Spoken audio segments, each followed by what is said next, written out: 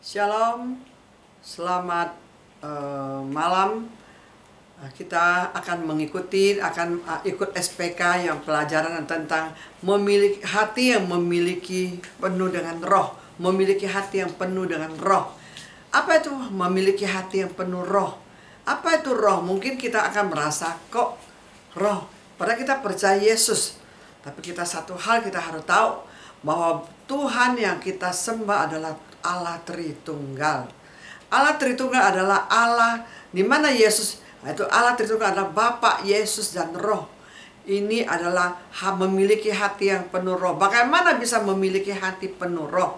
Bahwa Yesus adalah roh Yesus. Yesus sudah kembali ke surga. Dia mencurahkan Roh Kudusnya bagi setiap orang yang percaya kepada Dia. Makanya Roh Kudus yang tinggal di dalam hati setiap kita. Amin.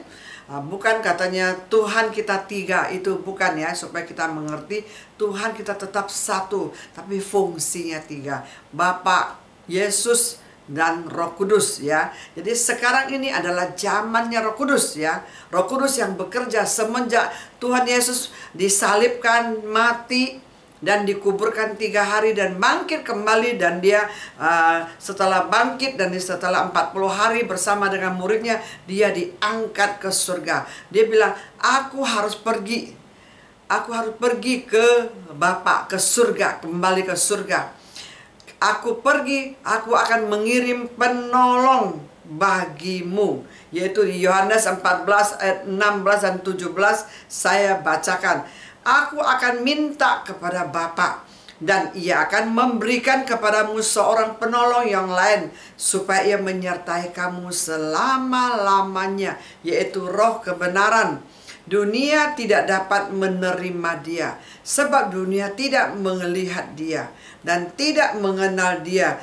Tetapi kamu mengenal Dia, sebab Ia menyertai kamu dan akan diam di dalam kamu. Sekarang ini adalah zamannya Roh Kudus.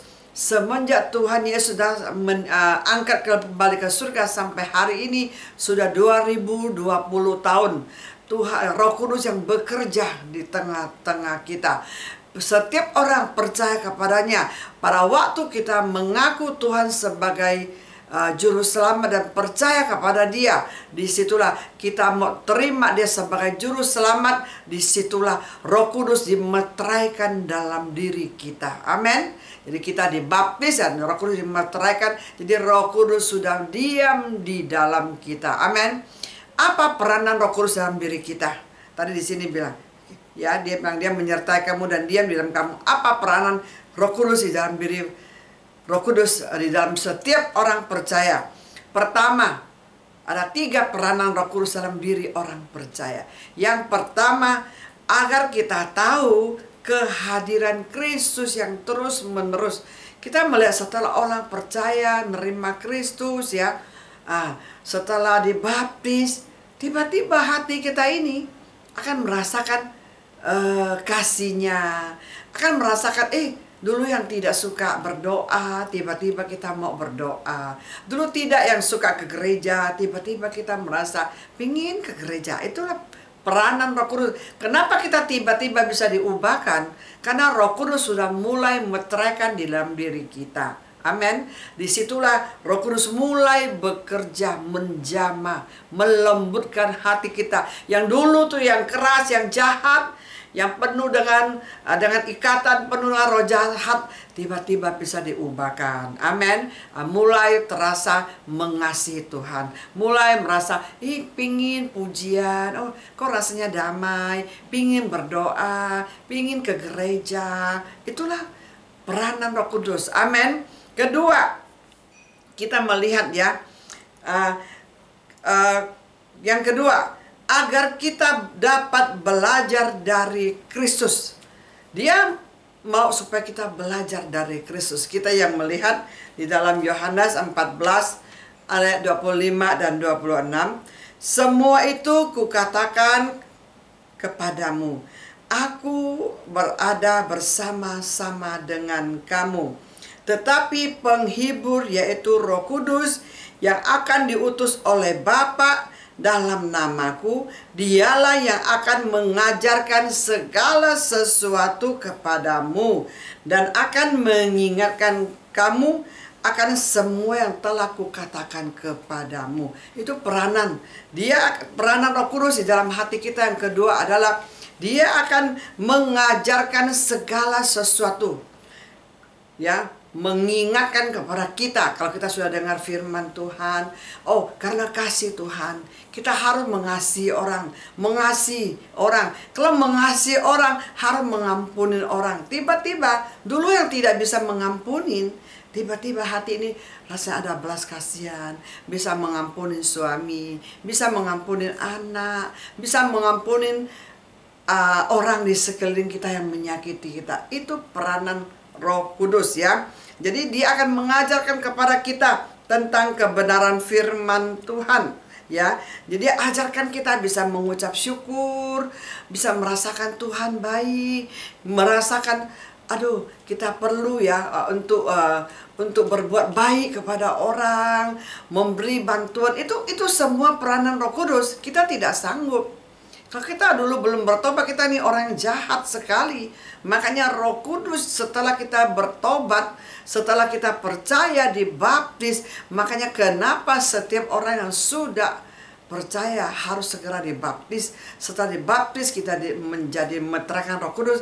Roh Kudus terus bekerja, mengajarkan segala sesuatu. Maka kita juga harus bertumbuh di dalam komsel, bertumbuh di dalam gereja, bertumbuh di dalam terus belajar firman Tuhan supaya kita tahu kebenaran.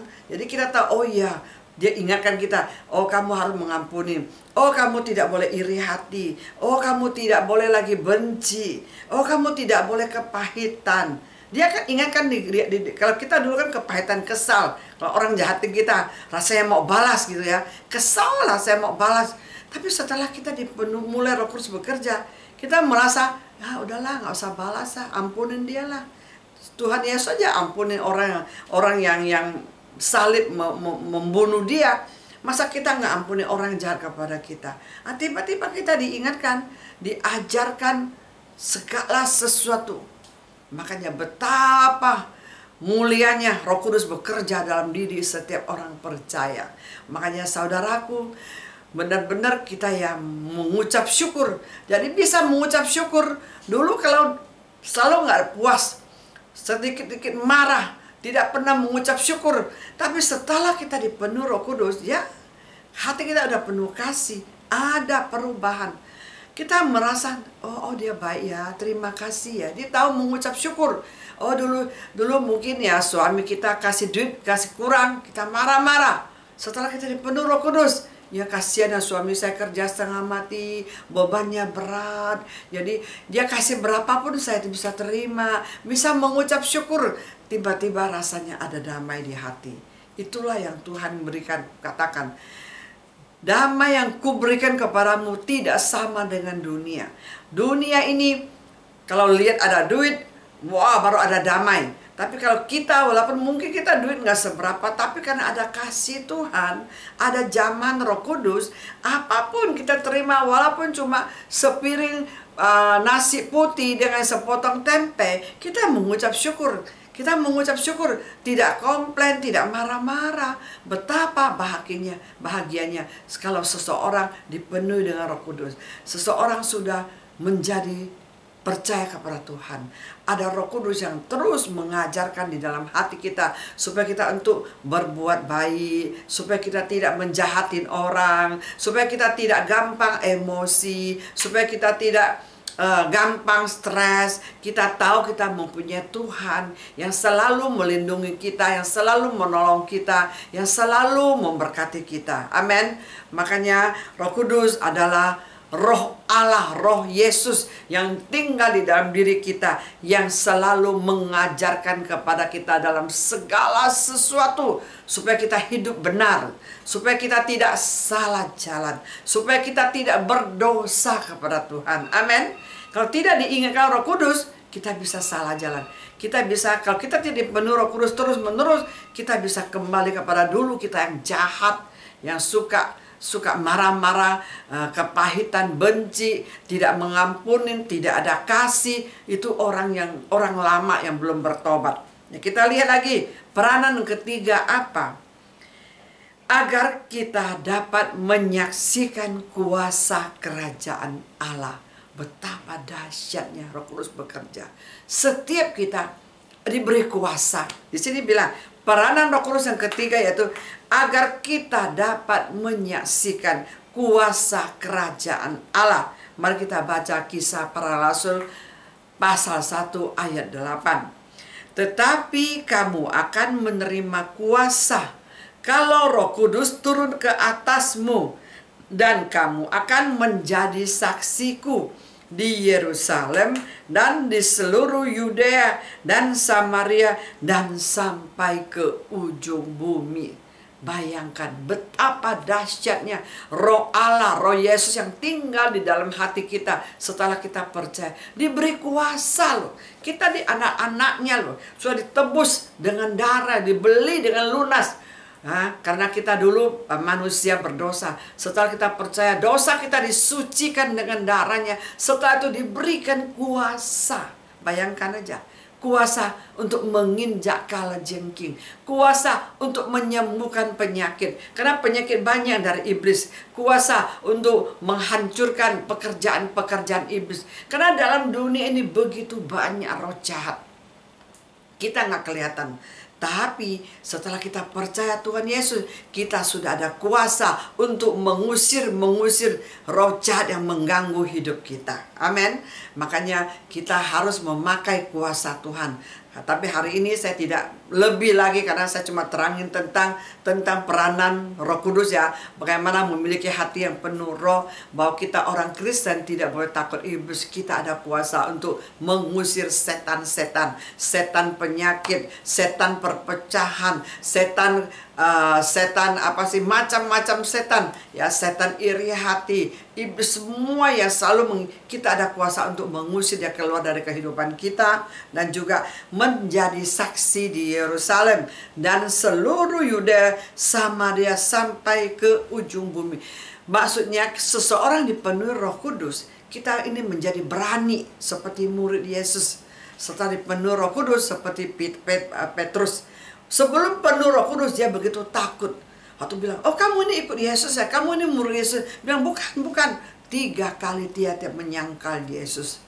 Tapi setelah Tuhan Yesus bangkit, diangkat ke surga, waktu dia dipenuhi Roh Kudus di dalam loteng 120 orang bersama muridnya, semenjak itu dia kabarkan Injil sampai ke seluruh Israel, Yudea, Samaria, sampai ke ujung bumi. Semua Asia kecil, semuanya dikabarkan Injil keselamatan.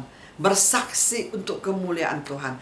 Makanya saudaraku, nggak mungkin orang dalam Tuhan nggak pernah bisa bersaksi.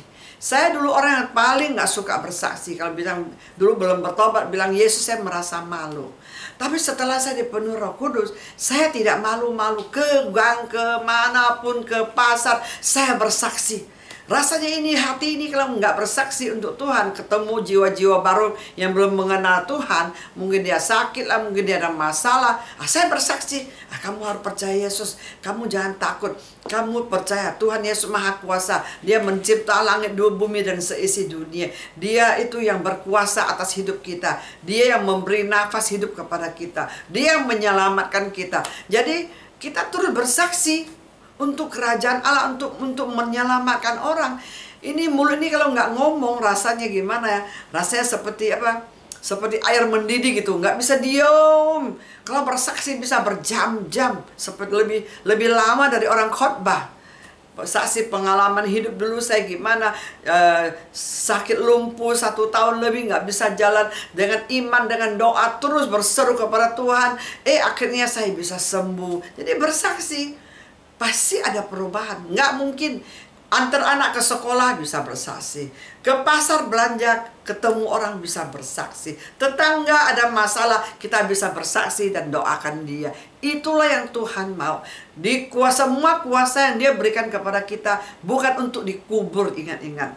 Kita ini dipakai untuk memuliakan Tuhan. Kesaksian mempermalukan iblis. Amin. Jadi kita sebagai anak Tuhan harus bersaksi kemana-mana. Kalau Roh Kudus penuh atasmu, penuhi dalam hatimu, pasti kamu bersaksi terus buat Tuhan. Amin. Jadi kita lihat ya. Sekarang saya akan mengajak kita lihat bagaimana ada 9 karunia Roh Kudus. Karena panjang saya nggak bacakan, tapi saya uraikan satu persatu. 1 Korintus 12 dari ayat 8 sampai 10 ada 9 karunia. Saya mau ajak kita lihat. Karunia pertama, karunia perkataan hikmat. Apa itu namanya karunia? Karunia adalah pemberian Roh Kudus. Waktu Roh Kudus penuhimu, dia memberikan itu, karunia diberikan kepadamu. Tiba-tiba engkau seperti perkataan hikmat. Kita tahu setiap kita ini sangat membutuhkan hikmat dalam kehidupan ini, dalam bekerja, dalam berkeluarga, dalam bergereja, berjemaat, berkomsel, dalam berdagang, mengajar anak. Semuanya perlu perkataan hikmat, perlu hikmat dari Tuhan. Karena Allah sumber hikmat. Makanya karunia ini diberikan kepada orang yang cinta kepada Tuhan. Karunia ini Tuhan berikan kepada kita supaya kita dipakai lewat karunia ini untuk memberkati orang, untuk menjadi berkat kemanapun kita pergi. Di sini berkata perkataan hikmat. Saya mau uraikan, ada 9 karunia. Yang pertama perkataan hikmat, kedua perkataan pengetahuan. Ya, jadi kita tahu perkataan hikmat dan pengetahuan ini ya, ini luar biasa. Ini bukan semua orang bisa dapat. Kenapa saya tahu? Saya dulu kan bukan orang yang pintar ya biasa-biasa gitu. Sekolah juga biasa-biasa.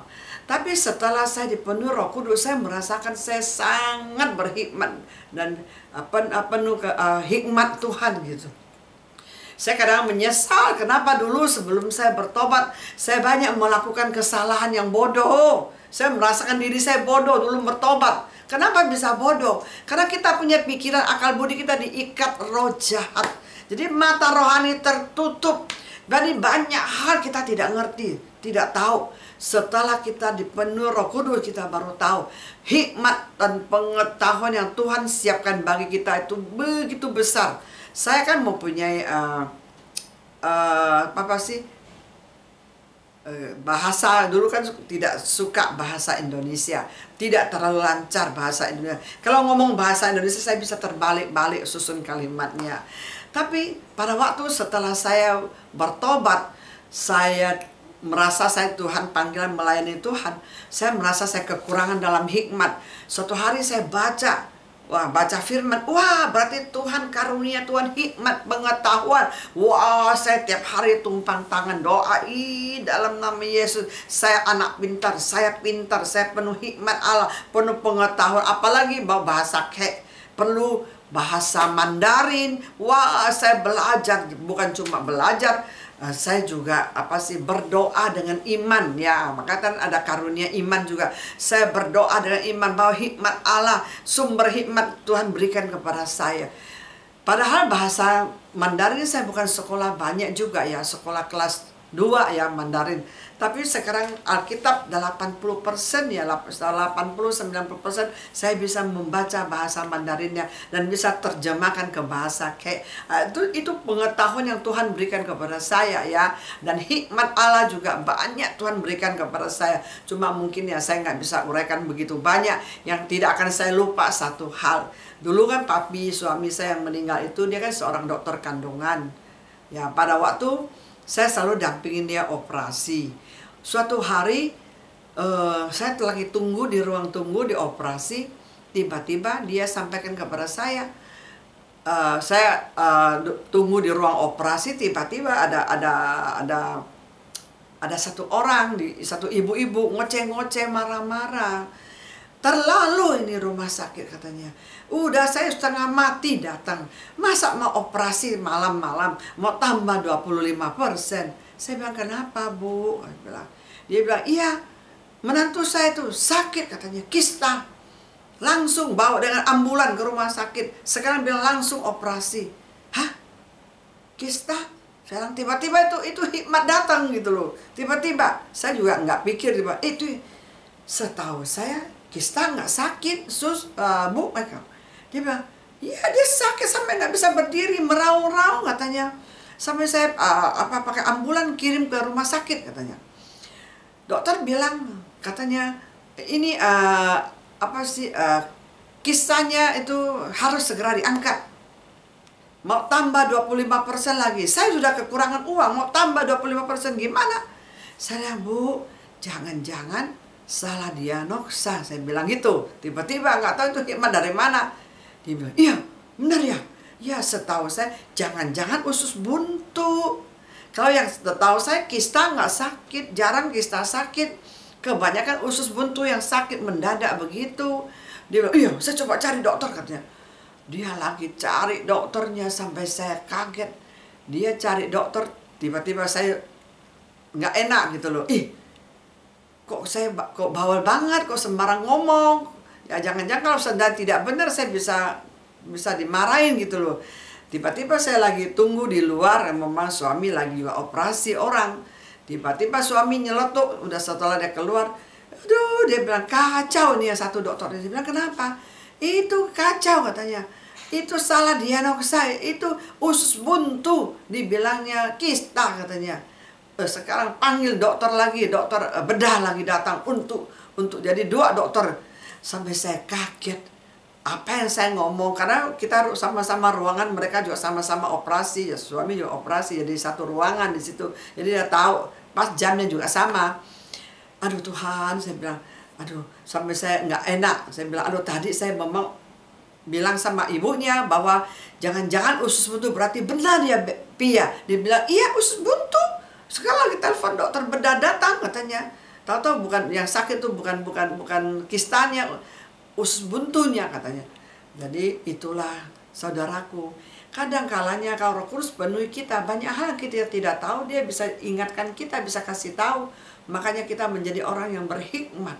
Ya, apalagi kita baca di Amsal itu, wah firman Tuhan mengajar kita pintar, mengajar kita bagaimana menjadi seorang orang yang berhasil, seorang anak Tuhan yang mempunyai masa depan, seorang yang benar-benar berkenan kepada Tuhan. Kita lihat lagi, karunia membedakan segala roh.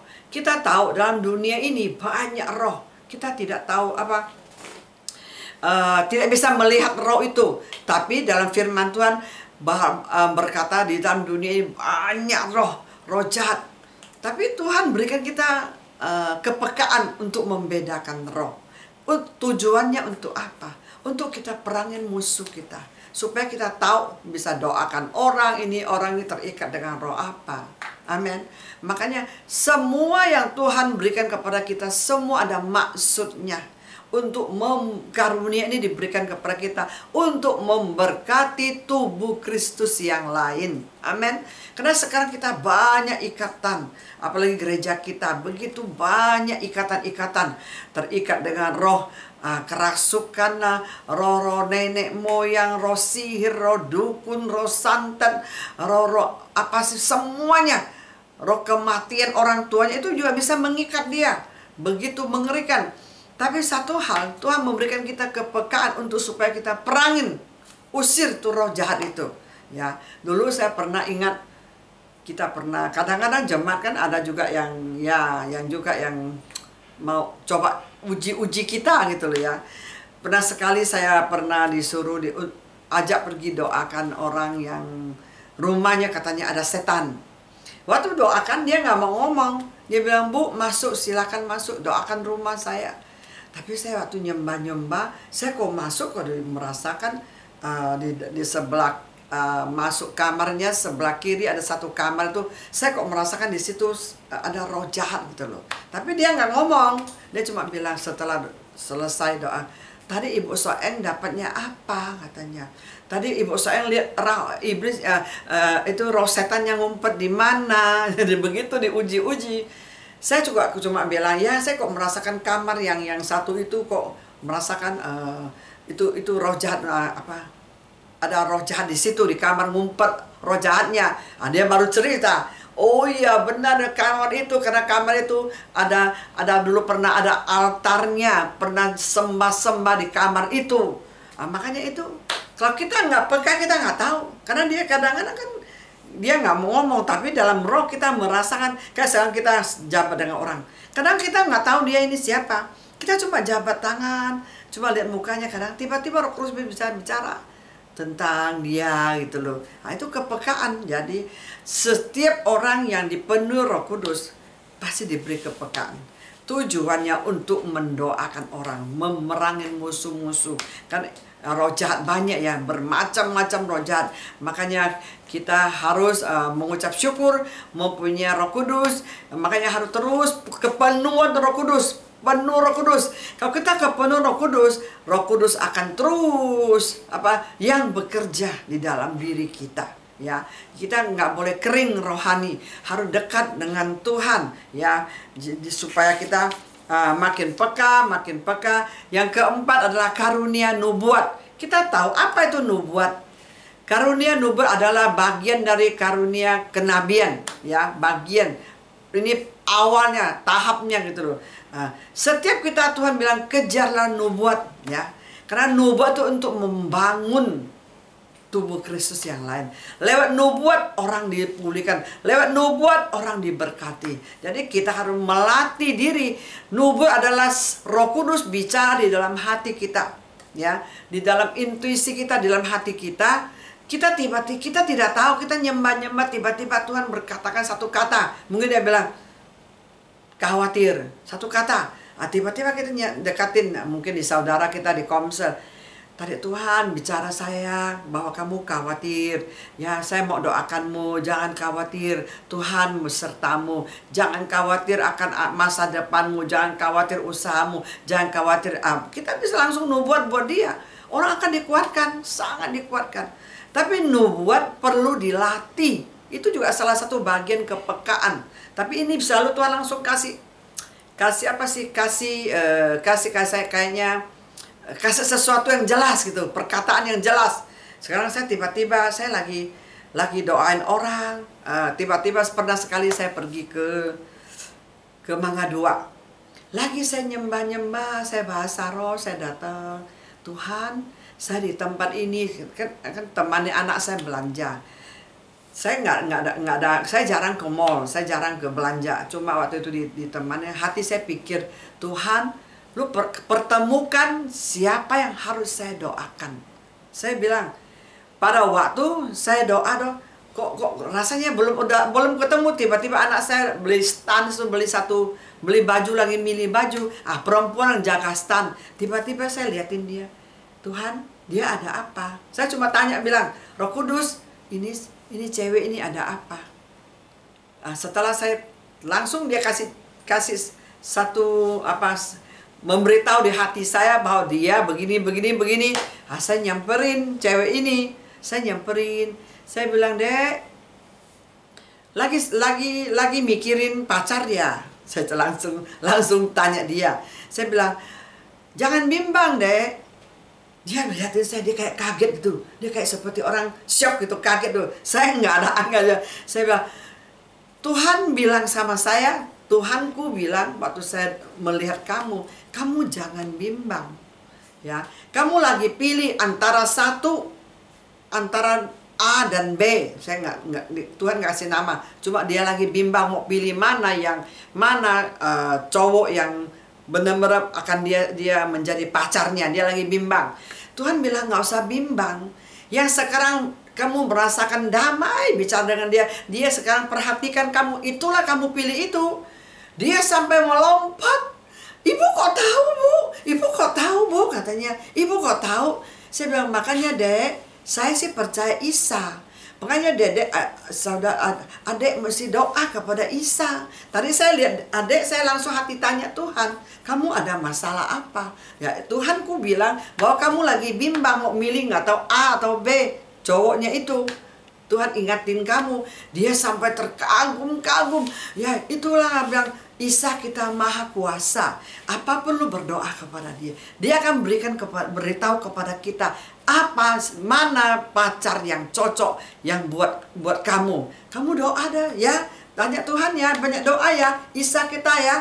Dia bilang, iya. Aduh ibu tinggal di mana sampai dia sepertinya nggak mau kasih saya pergi. Dia sepertinya dia merasa saya kok bisa baca dia gitu loh.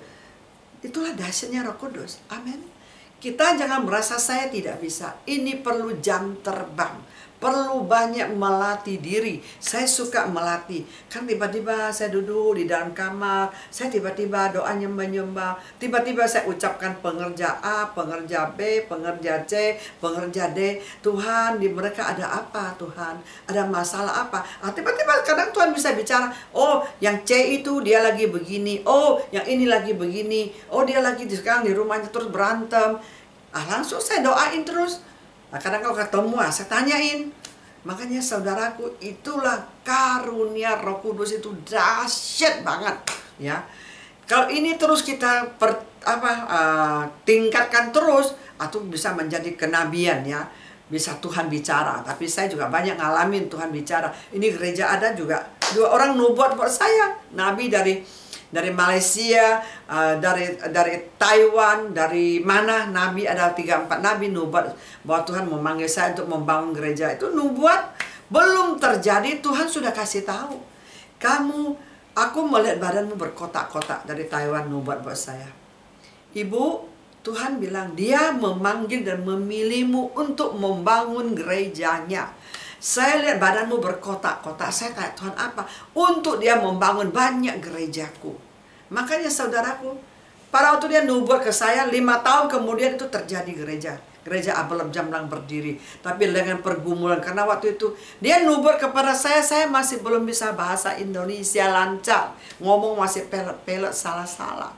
Tapi hari ini, kenapa saya bisa? Karena saya pegang apa yang Tuhan katakan buat saya. Saya percaya dengan iman. Saya terus juga tentang ini khotbah ini. Dulu saya penglihatan saya tidak bisa. Saya tiap hari tumpang tangan doa. Saya lihat saya khotbah di mimbar. Saya doa, saya sampai menangis. Tuhan, lu mau memilih saya untuk membangun gerejamu, untuk berkhotbah. Saya ngomong Indonesia nggak lancar, gimana khotbah? Tuhan beri saya hikmat. Nah, tadi yang pertama itu hikmat penting. Hikmat berkata-kata, hikmat bahasa Indonesia lancar, hikmat Mandarin, hikmat semuanya dalam nama. Itulah indah sekali ikut Tuhan. Amin. Bisa minta Bapak kita sumber segala-galanya. Nubuat itu banyak saya ngalamin. Karena waktu ya, saya nggak bisa terlalu panjang lebar ya. Kalau mau lebih panjang lebar lagi, datang gereja Abelab Jamblang KBC. Banyak kesaksian hidup. Bagaimana gereja ini ada. Bagaimana saya bisa hari ini bisa berkhotbah. Itu kalau saya ngomong itu nanti ini SPK nggak habis-habis. Ini jamnya juga lewat ya. Nah, kita lihat karunia bahasa roh. Karunia bahasa roh di dalam 1 Korintus 14 di sana jelas berkata, karunia bahasa roh untuk membangun manusia roh kita. Saya dulu gereja dari Injili. Saya tidak pernah tahu tentang apa itu bahasa roh. Saya selalu menganggap bahasa roh itu sesat. Karena pendetanya ngomong gitu, jadi udah tertanam di saya punya alam bawah sadar. Puluhan tahun saya anggap itu sesat.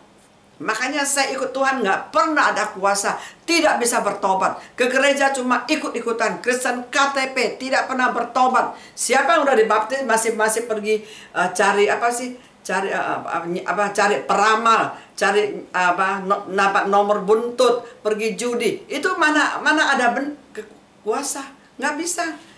Semenjak saya dipenuhi Roh Kudus, saya terus bahasa roh. Disitulah roh saya dijamah, akal budi saya dibuka, manusia roh saya bertumbuh. Baru matikan tuh daging dan semua sifat-sifat lama saya semua dimatikan sampai hari ini.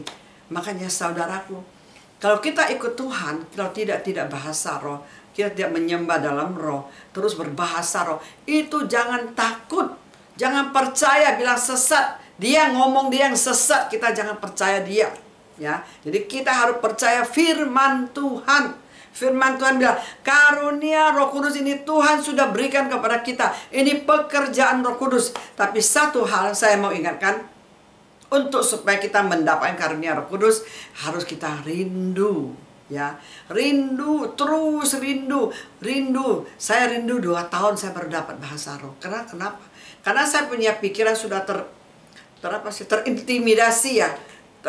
Bahwa bahasa roh sesat. 2 tahun saya udah lahir baru tapi nggak bisa bahasa roh. Suatu hari saya menangis sampai suatu saya minta, Tuhan, saya mau bahasa roh, saya rindu karunia Roh Kudus, penuhi saya. Tiba-tiba mulut ini, jangan takut, terus berani berkata-kata. Ya, tapi karunia Roh Kudus juga tidak cukup. Tentu harus ada karakter, yaitu buah Roh Kudus, yaitu sifat Yesus, yaitu sabar, kebaikan, murah hati, penguasaan diri, lemah lembut, tidak menyimpan kesalahan orang lain. Itu juga harus diimbangin ya. Tidak cukup dengan karunia bahasa roh ya. Nah, itu karunia menafsirkan bahasa roh. Kita tahu setiap kita diberi hikmat untuk menafsirkan. Kalau di mimbar selalu saya ingatin, kalau kita sebagai penyembah, kita tidak usah banyak bahasa roh, kecuali kita tafsirkan. Kalau untuk pribadi ngomong dengan Tuhan, boleh tiap hari kita bahasa roh berjam-jam, nggak masalah. Tapi kalau untuk di mimbar, saya sih anjurkan tidak usah. Karena orang baru mungkin anggap kita gila. Lu ngomong apa? Bilibala, dia nggak ngerti ya. Nah, jadi tidak heran firman Tuhan berkata, tidak usah juga banyak kalau di atas mimbar. Tapi untuk pribadi saya anjurkan tiap hari, pagi, siang, malam kita harus bahasa roh. Dan kalau di mimbar harus menafsirkan bahasa roh. Ini karunia mukjizat, karunia kesembuhan, dan karunia iman. Ini juga satu.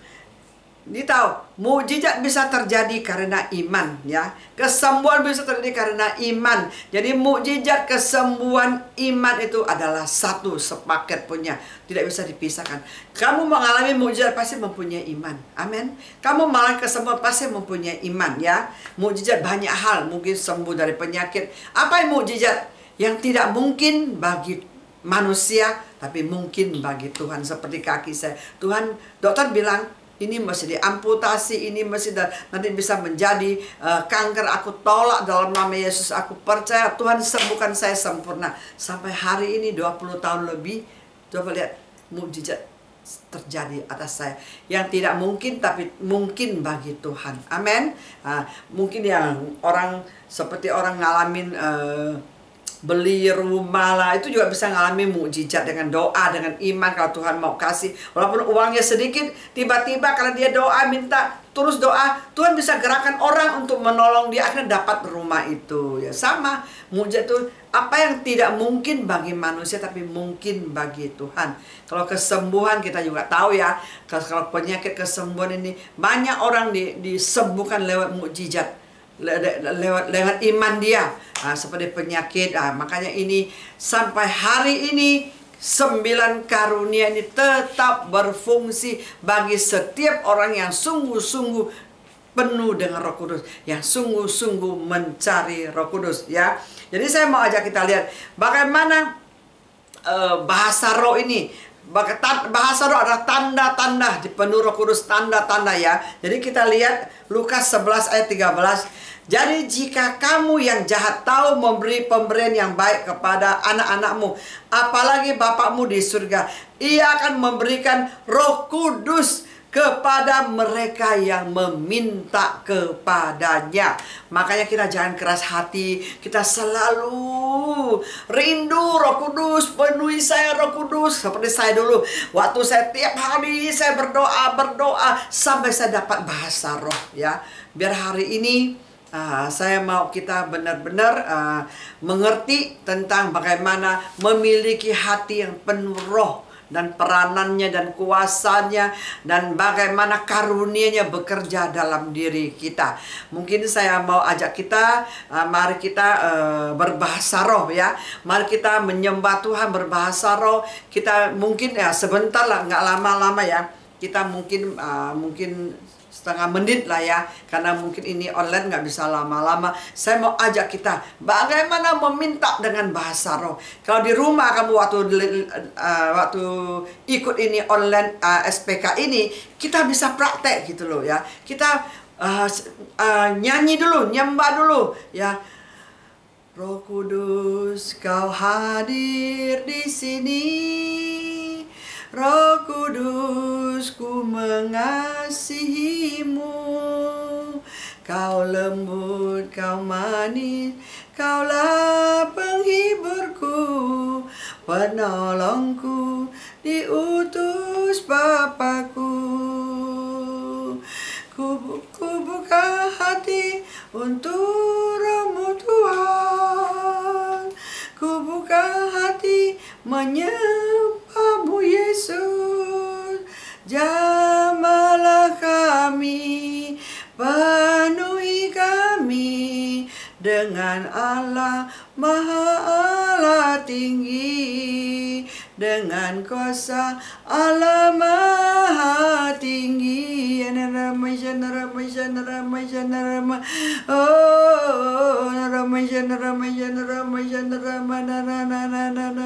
Haleluya, haleluya, haleluya, haleluya.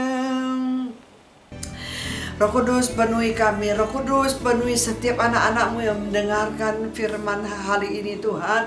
Biar kepenuhan Roh Kudus Tuhan, berikan ya Tuhan bahasa-bahasa yang baru, bahasa surgawi dari surga. Penuhi setiap anak-anak-Mu yang rindu berbahasa roh. Biar rohnya dipenuhi Tuhan, di dalam nama Yesus, di dalam nama Yesus. Roh Kudus penuhi, Roh Kudus berpenuhi terus dalam nama Yesus. Bahasa roh, shandarama, shandarama, shandarama, shandarama, shandarama, shandarama. Anarama Shakarama Tanarama Shandarama Shandarama Shandarama Shandarama Shandarama Shandarama Shandarama Anarama Shakarama Shakarama Shakarama Tanarama Shandarama. Jamah, jamah, jamah di dalam nama Yesus. Jamah setiap anak-anak-Mu, jamah setiap anak-anak-Mu, jamah damai di dalam nama Yesus. Penuhi setiap mereka yang merindukan-Mu, yang meminta kepada-Mu, penuhi di dalam hati mereka. Roh Kudus, Engkau roh penghibur, Engkau roh yang perkasa, Engkau roh Allah, roh Yesus, penuhi setiap kami. Terima kasih Roh Kudus, terima kasih Roh Kudus. Engkau penuhi setiap anak-Mu yang mendengarkan pelajaran ini, biar hatinya penuh dengan roh, kerinduannya untuk dibaptis dengan Roh Kudus, dibaptis, dibaptis, dibaptis Tuhan. Roh Kudus penuhi anak-Mu Tuhan, di dalam nama Yesus Tuhan, di dalam nama Yesus Tuhan, hatinya penuh dengan Roh Kudus, di dalam nama dibaptis, dibaptis, di dalam nama Yesus Tuhan. Bahasa-bahasa baru, bahasa-bahasa surga Engkau berikan kepada setiap kami yang merindukan Engkau, yang mencari Engkau. Terima kasih Bapa, terima kasih Tuhan Yesus. Hamba serahkan semuanya ke dalam tangan. Biarlah setiap kami yang mendengarkan pelajaran ini, mereka akan diberkati, mereka akan dipenuhi Roh Kudus. Terima kasih. Di dalam nama Yesus hamba mengucap syukur dan berdoa. Haleluya. Amin.